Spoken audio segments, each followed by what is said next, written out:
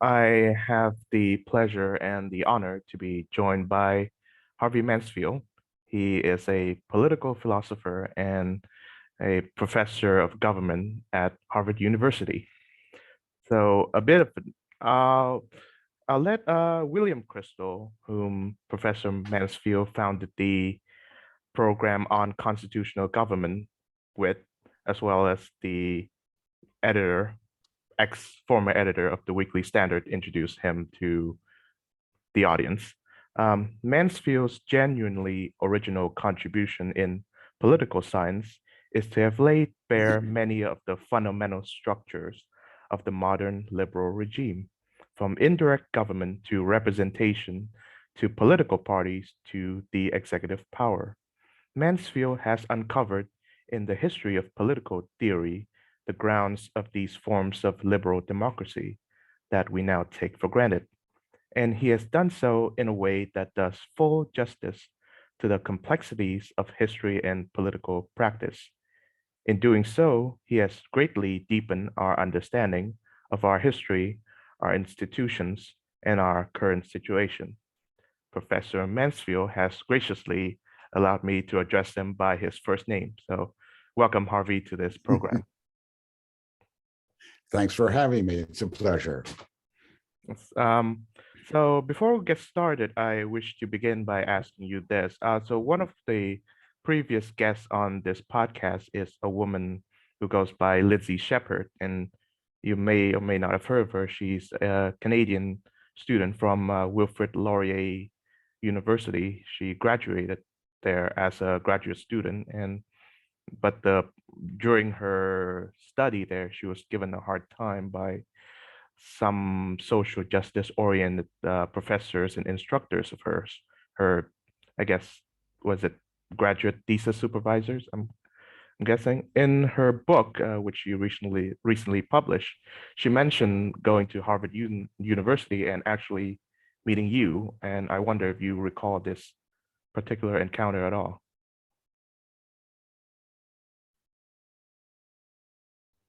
I don't remember meeting her. No, I don't. Okay. Yeah, university I see. She in mentioned Montreal. well, They invited me and then called off the invitation. One of these cancel culture incidents. oh, I see. Yeah. Well, she's against cancel culture, and she wrote in her book that she actually met you, and you gave her two signed copies of the books that you've authored. She didn't mention which of those books were, but yeah, that's all right. Yes. Let's take her word for it. I don't recall, but maybe I gave her my two translations of Machiavelli or of the Prince and the Discourses. No idea. I see. Well, I was just asking, but I would like to begin by asking. So I'm sure you've done this many times before, but let's just say you are doing the opening lecture to Intro to Political Philosophy, and you have these first year undergraduate students. I mean, I count myself as among one of them, but not at Harvard University. How would you introduce the subject to them who they may find it interesting, but they haven't quite read any of the text or the thinker? I have not heard of the thinkers involved.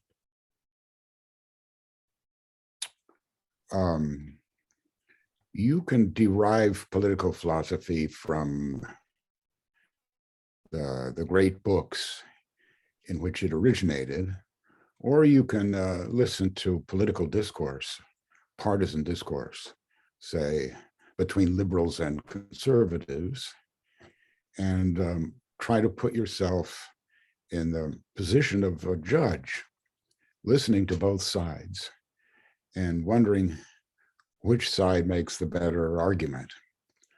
Or perhaps both of them are defective and there needs to be some third solution. But Yeah, but I think perhaps if it would be better not to assume that these students have had exposure to philosophy and to use the introduction through political partisan discourse. So you could get them to play, which means listen to the arguments rather than merely look at what the arguments or the interests that the arguments are supposed to be advancing, whether one is has more power, more supporters than the other. Questions like that, which usually preoccupy the newspapers. But the journalists get tired. They don't really listen to what the two sides are saying. So, and to listen to someone, you have to suppose that something in what he's saying is true. It's not all wrong, all false.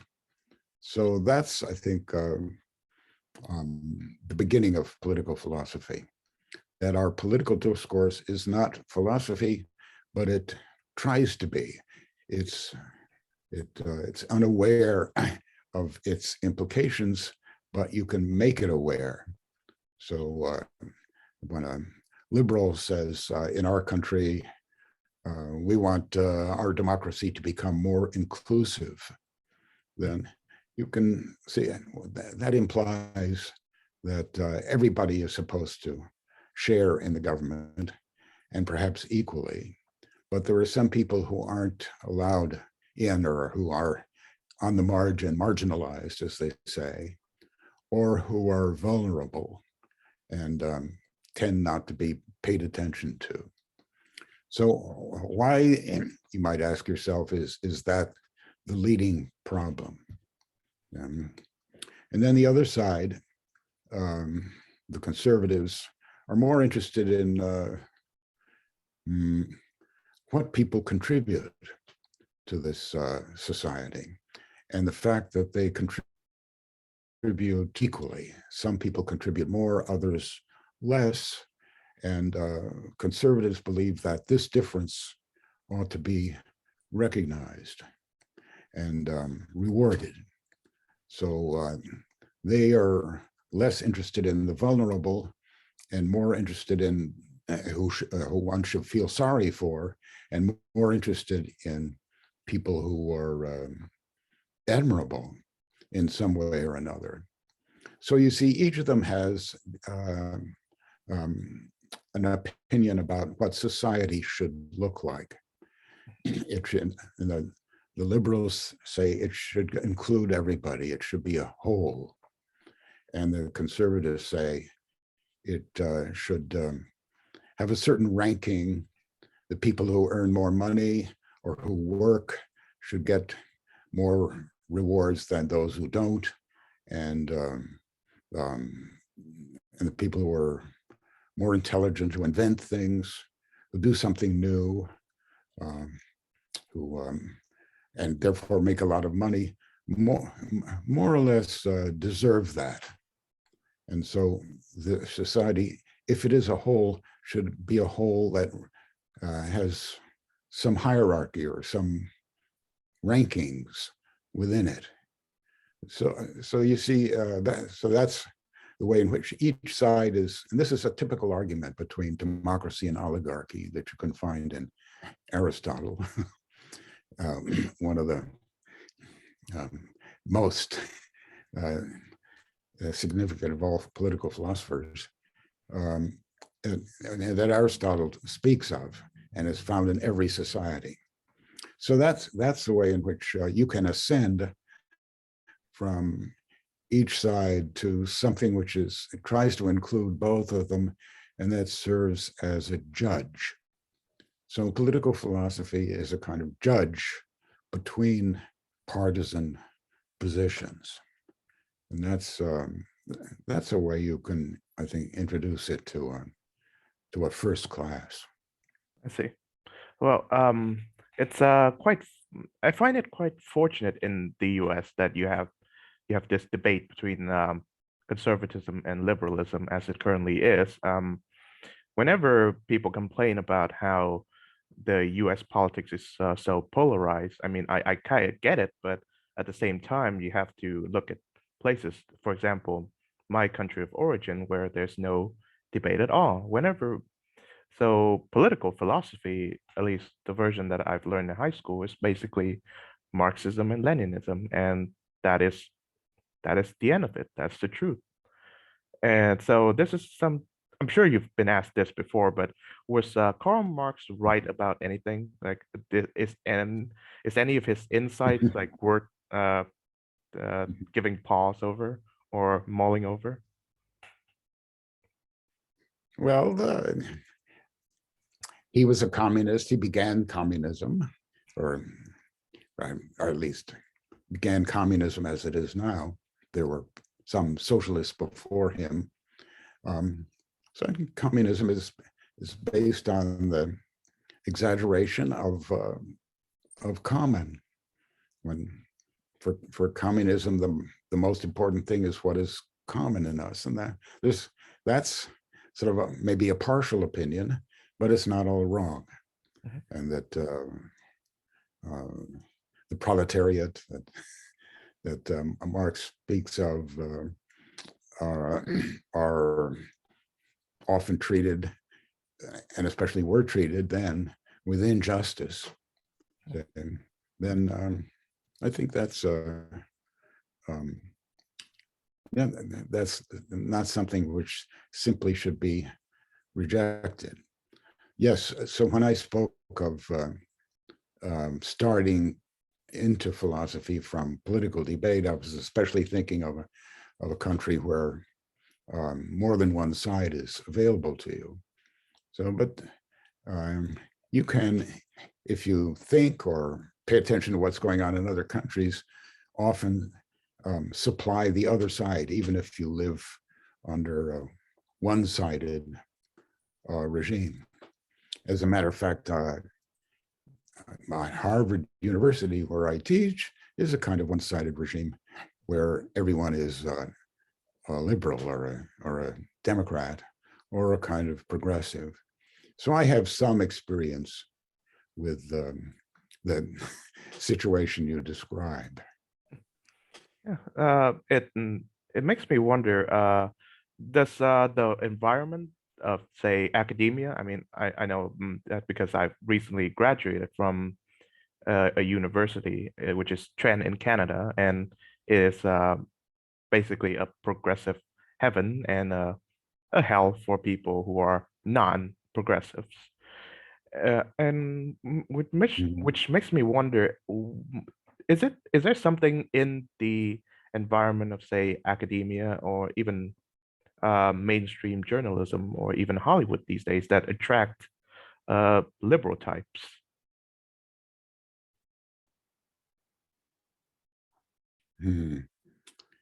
Well, they want to be in power or to control the thinking and behavior of their fellow citizens. So they do their best to join, especially you're talking about entertainment and journalism, to join companies or organizations that have to do with entertainment and with communication. They see that this is the way to reach people and to make them think the way they do. So it isn't strange that liberals or progressives would want to control the media. Then why is it that the media is so receptive to them? Or and I guess that is a difficult thing. This has become the case more recently in America, that how to say the ownership of large companies has become more and more progressive or liberal.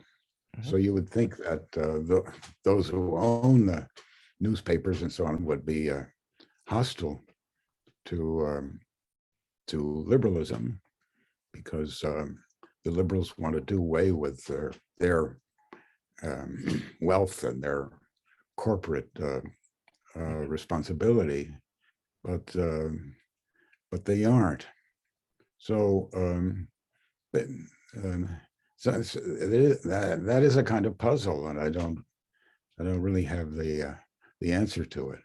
Somehow in our country right now, there's a kind of a new development in which the Republicans are taking over as the working man's party, and the Democrats are taking over as the rich man's party. that isn't quite, that hasn't happened yet, but there does seem to be movement in that direction. Yeah, I did grow up with the notion that when given an outsider watching American politics via Vietnamese state-run channels, that the Republicans were the rich man's party and the Democrats were everyone else. I think it's possible that political parties, they change over time to suit their to appeal to different voter bases. But I want to zero in on this dilemma between the among the progressives and the liberals, because for a long time I've observed that the liberals have always valued American liberty, have always paid some respects to the American founders in some way, even though they may have said that, well, the founders' message were this and that, and we're kind of doing such and such as they have said, as they have professed. But recently, with the emergence of say the 1619 Project, the founders are castigated as the villains of history, and they should be done away with, and so do their ideas, because Thomas Jefferson said all men are equal, but then he owned slaves, so his ideas are worthless now. And it is this crisis that I see, that say liberals, they seem to perceive what the other side calls virtue, say liberty and principles and such, are bad things. So yes, yeah, the liberals are taking the part of our Black citizens, and they've taken more and more to presenting their view as an extension of the civil rights movement that began in the 1960s in this country. And in that movement, there were the Black Power contingent or force that was hostile to American principles or founders. So whereas Martin Luther King was a man who demanded that, or asked that America look back to its own principles, and therefore, as you say, look back to its founding principles. And now it was time to live up to those principles. The Black Power movement attacked the principles, and it wasn't radical enough simply to fulfill those principles. It was they had to be replaced by new principles that would give greater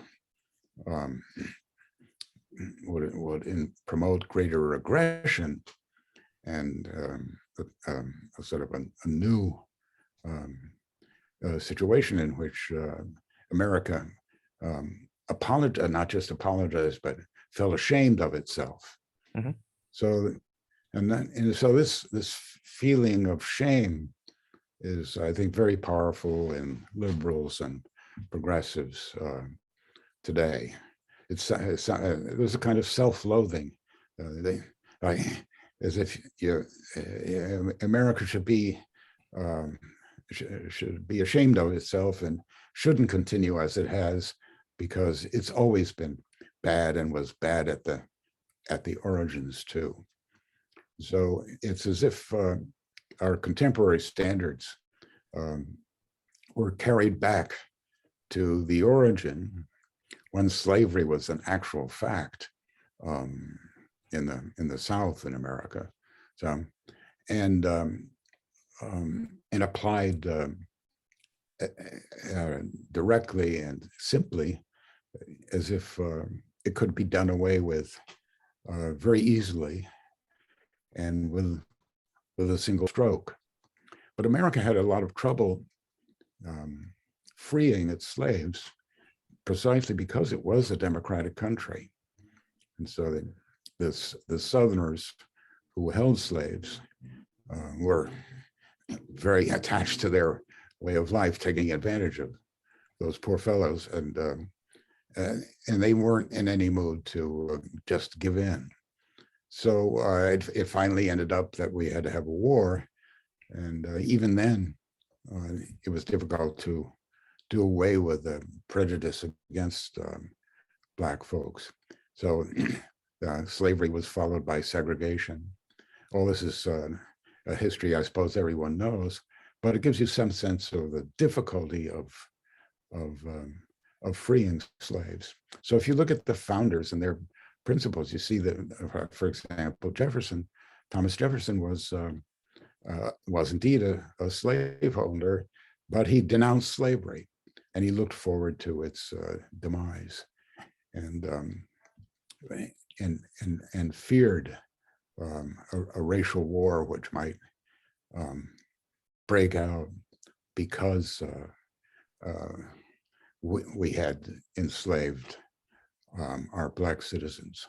So he used a famous phrase, "We have a wolf by the ears," than in slavery. So you you can't let go of it because then it'll bite you. But it's also a danger and a terrible way to treat people. So in other words, it wasn't so easy to free the slaves. I think the Black Power movement assumes, and the progressives today in the 1619, they assumed that it would have been easy. There was no reason, no justification why slavery wasn't done away with immediately. Well, of course, we should all be glad that in today's America, there's no longer slavery, and is an important practice, is abhorred by everyone. So does racial segregation. I mean, every man is, to live up to Jefferson's words, are equal, and women too. But one thing I find especially peculiar observing American society, and of course, to make an example of Alexis de Tocqueville, the outsiders of America seems to be the most acute observers of American society. And I'm not really comparing myself to one, but we ended similar positions, I guess.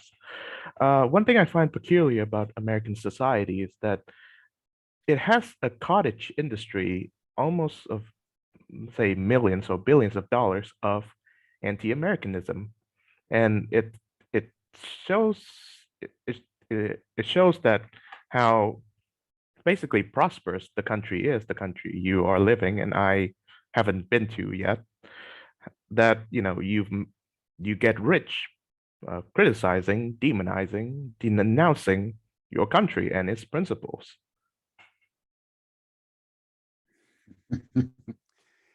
Yes, there is that phenomenon. Yeah, that it is a very prosperous country, and one doesn't fully know why.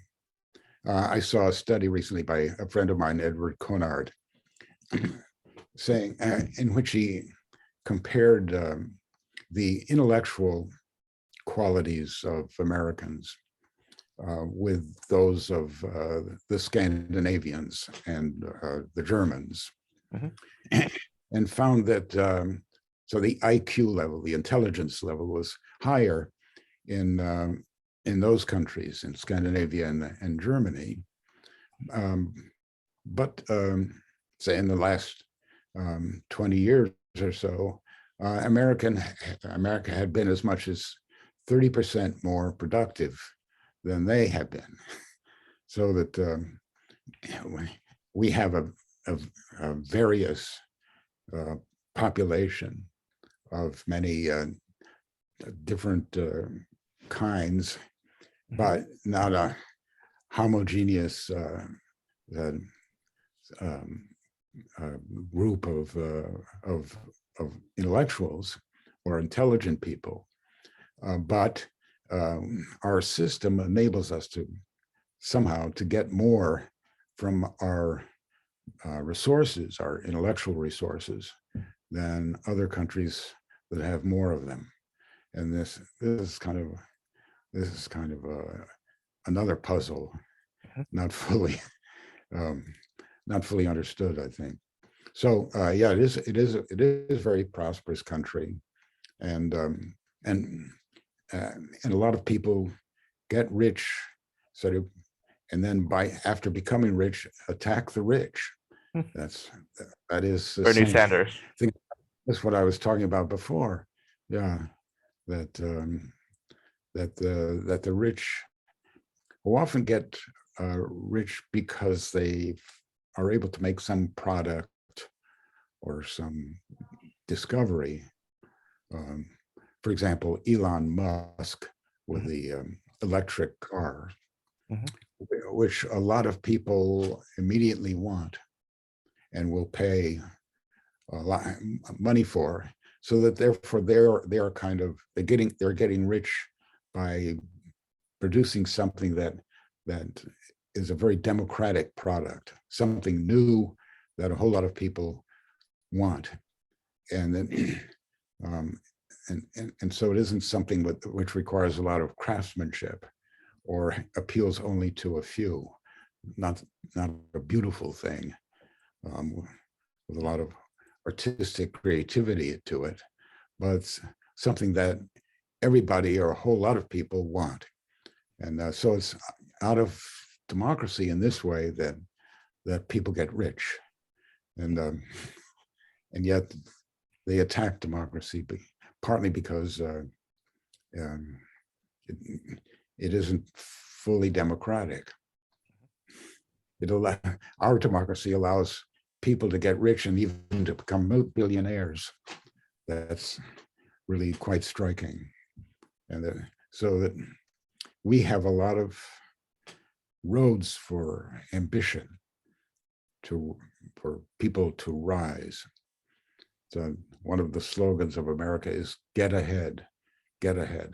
That means do better than you have before, but it also means get ahead of someone else. So there's a lot of competition in our country.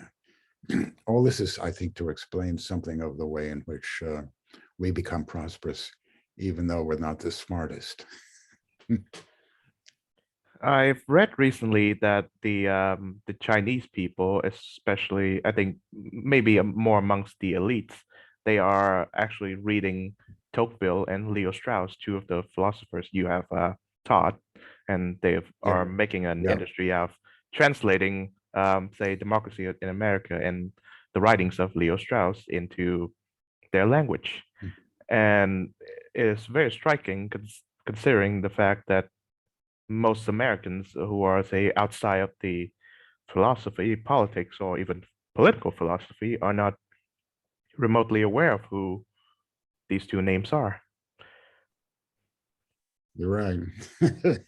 That is something funny, very peculiar. That but I think the Chinese communist leadership was interested in Tocqueville because they picked up on a view of his, which was in his book on the old regime and not the one on democracy in America. I see. And that's the one that says that revolutions occur when things are getting better, not when things are stable. So when things are getting better, and you would think that revolution is therefore not needed, they're getting better makes people who are still suffering from inequalities more aware of those and more intolerant of them. So it makes them angry instead of satisfied. and that's a kind of warning to from the communist leadership that too much improvement will give people a taste for improvement. Oh.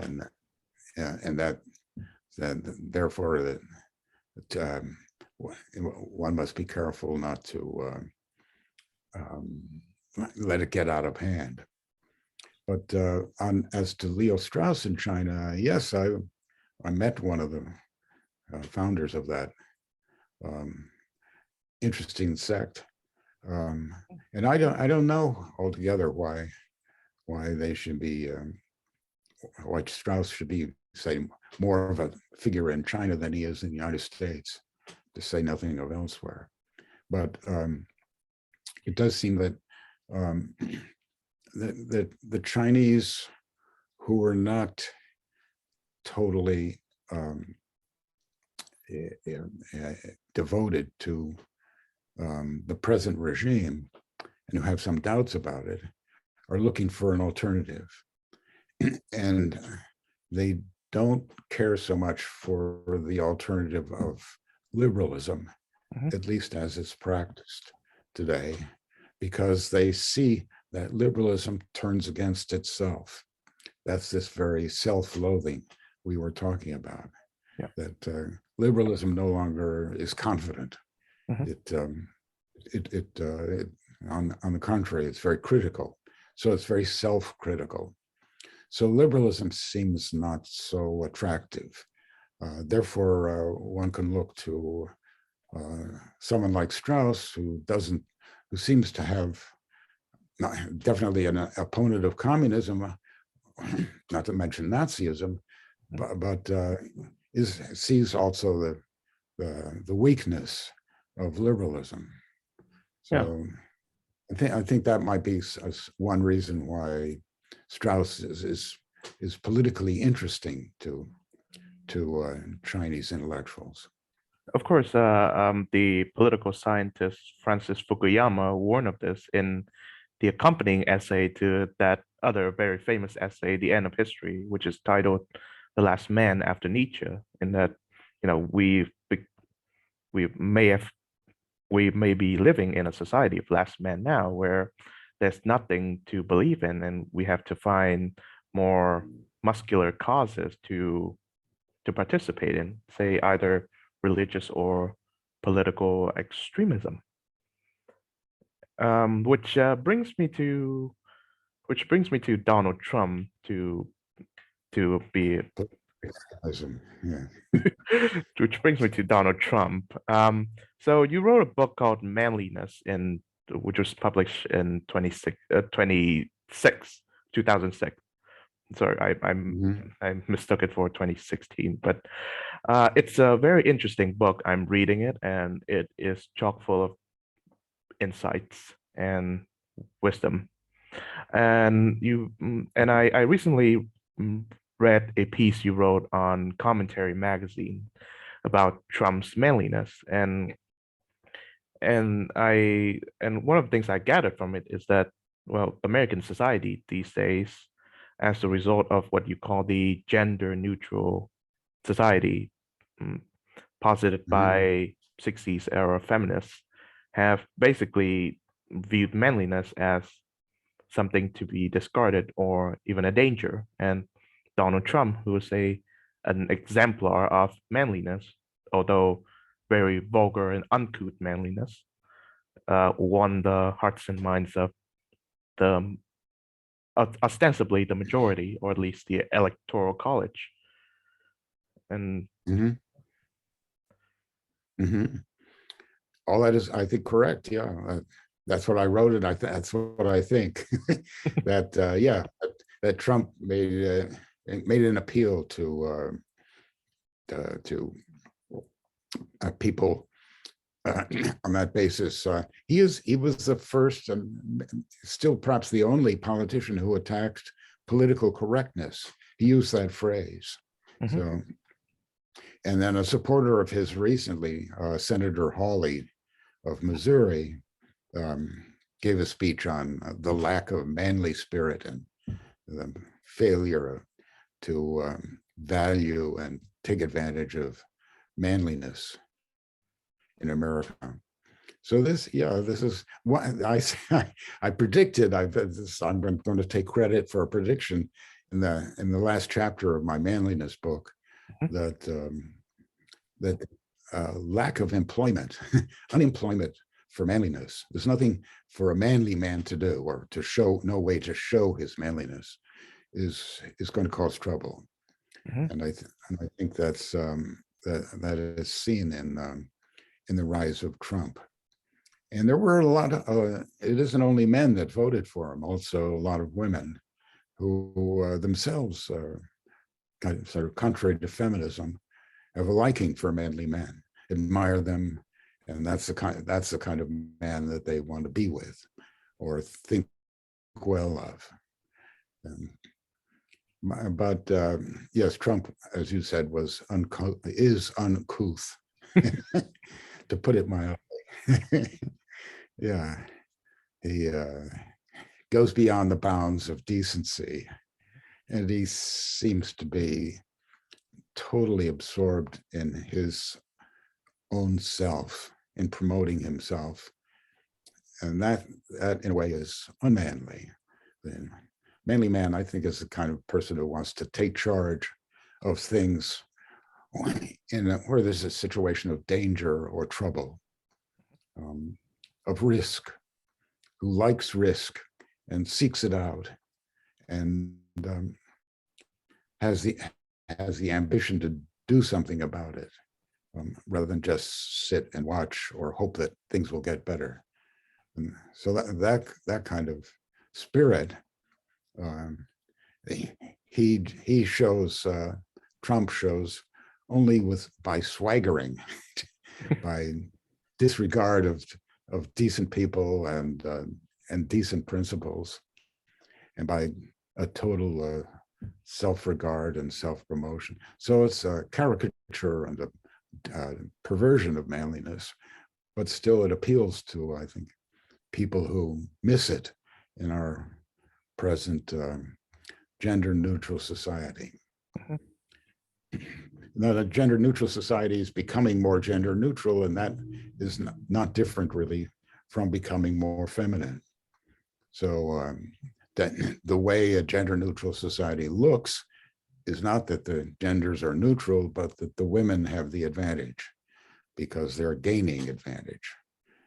And that's so it looks as if we're undergoing a process of feminization, which is to some extent true. You see that very much in the universities today.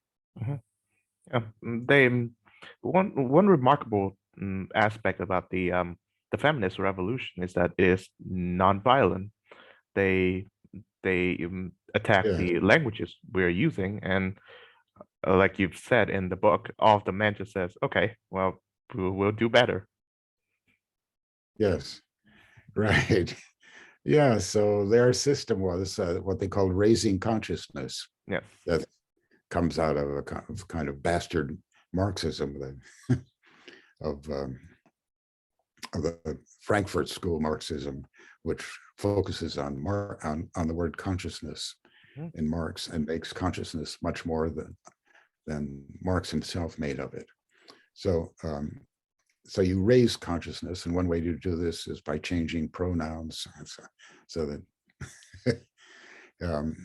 you no longer use masculine pronoun for an impersonal Yes. usage.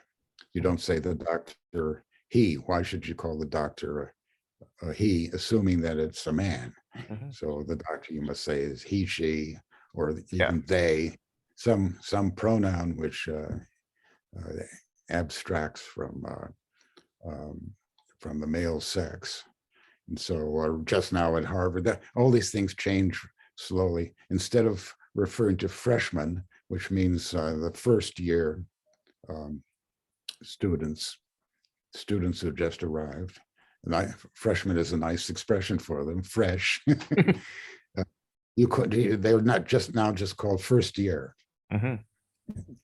And then the second year is by sophomore, junior, and senior. So they don't say first year and then second year, third year, 4-year. Mm-hmm. So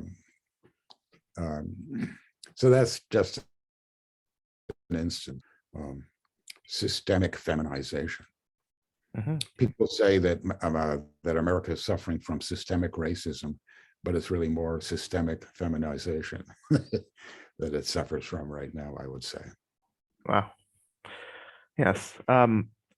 Just a bit of an aside, I find that one of the books that very much predicted or foretold the Trump phenomenon is Charles Murray's Coming Apart.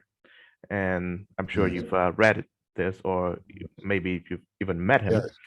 Um, to go back to our example of the college undergraduate and you being the lecturer of, say, Political Philosophy 101, if, say, a student comes to you and says, Mr. Murray is a racist or a racialist because he wrote this one book in which one of the chapters mentioned the disparities of IQ among races, Mhm. and I'm sure he or she has not read Coming Apart, which is Mhm. a very apt book, which is a very telling book, which again predicted the Trump phenomenon. I wonder, what would you say if you say anything at all to convince them that, Mr. Murray is otherwise? Well, he's pretty good at defending himself, but he'll ask you to what particular sentence in his book Mm. you object to, and then he'll defend that sentence. So he doesn't like to defend himself sort of in general terms, which is what you're asking for. Yeah. So it's a way of showing graphically this coming apart. There are these two Americas that he speaks of. Mhm. That that the unity, which liberals take for granted, that the whole in which they want to include everybody, that doesn't exist, and that there is a big difference between the intellectuals on the one hand and those whom they influence, the educated, you might call them, and the less educated or uneducated, don't no college education, and that is just one way of speaking of the way in which America is coming apart, and that is a real problem which one must face. Mhm. So it isn't really productive to call him a racist for pointing to addressing a situation that exists. And then he's got a new book out called Facing Reality, Yes. which develops the reality of say the average IQ among Black citizens, and also their tendency towards criminality. So in looking at America, you have to try to understand. Maybe Murray has it wrong. Maybe is a little too much devoted to social science. That's something I might say, Mhm. but still, it's not something simply to denounce. I see. So my personal view on Trump is that I hope he runs in 2024, but I really don't hope that he would win because Trump running in 2016 means that much of what Murray says in his book is true. The country, America, is coming apart, but Mhm. I don't expect Trump to be the grand unifier. Um, I'm curious about what you think. Um, yes, I think Trump is now obsolete, and that the good that he did always was muffled or even obscured by the evil that he did. But um, we got through his 4 years as president um, more favorably than I expected, because I never liked Trump, though I kind of like the people that like Trump. So that's my particular situation. So, but nothing really bad happened during his 4 years, and some good things happened too, especially the appointment of conservative judges. But when he lost, that I think there he disgraced himself. Yeah. There he did something that very bad that many people, including me, feared he would do during his office. He did well until he lost, but he doesn't know how to lose. That's the trouble. This is why he's so unmanly at the end of it. That he appeals to manliness, but he doesn't know how to lose. And in that sense, he's really a loser. He's one who makes a big deal of the difference between winner and loser. Mhm. But that's whether you win is often a matter of chance, or in part of chance. So if you get shot down in an airplane like Senator McCain, that doesn't make you a loser. Mhm. And so he lost the election, and he couldn't stand that. He still can't stand it. And I think that so he's tried to keep the Republicans focused on his loss rather than their possibilities and the country's possibilities for gain. So I do hope he will not run in 2024, or if he does, that he won't succeed in the primary, and that some other Republican will be put up and succeed against Biden, if President Biden, if he runs again. Yeah. I've been reading Shakespeare's Coriolanus, and I think about the similarities between, say, Trump's reaction given his loss to Biden and Coriolanus' speech. I think it starts with "You common cry of curs," but there's the opposition in that Trump fashions himself as a populist when General Marcus disdains Mhm. the masses. Yeah. Um, and we're almost Well, out. but Coriolanus didn't appeal to the people. He wasn't a No, populist. So no, he he hated them. yes, he looked down on them. So there's he's not Trump. We're almost out of time, and I would like to leave you with one last question. So you've over the many decades you've taught political philosophy. I'm sure that you've um, written about, spoken about, and taught about many a thinker. And I wonder which one of them that you would like to have a conversation with, and say like you and me are doing now, and what would be the first question you'd like to ask him or her?